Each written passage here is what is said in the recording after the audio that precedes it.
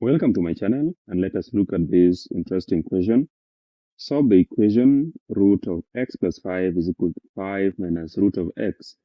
So the first step is just to square both sides so that we get rid of the root sign. So let us do that. Square that, and then you square that. So the right hand side or the left hand side, the square and the root sign will just cancel. That is 2 and that root sign will just cancel.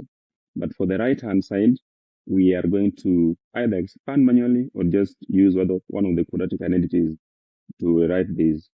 So one of the quadratic identities says that if you have a minus b and square that, then you get a squared minus 2ab plus b squared. So let us apply that in the left hand side or in the right hand side rather.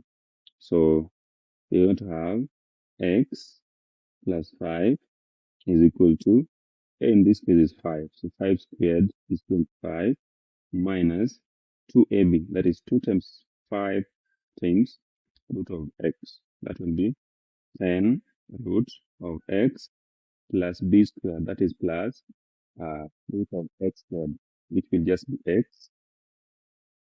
So at this stage, all we need to do is just collect all the x's on one side and all the constants on the other side. So let us have x's on the left hand side. That will be x. When you take this x this side, it becomes negative. Then this term also has x, so plus 10 root x. Let us now take the constant terms to the other side. That will be 25. Take 5 to the right, it will be negative 5. So if we simplify this, x minus x is 0. So it means on the left hand side, we are left with 10 root x, and 25 minus 5 is 20. So the next thing is just to divide both sides by 10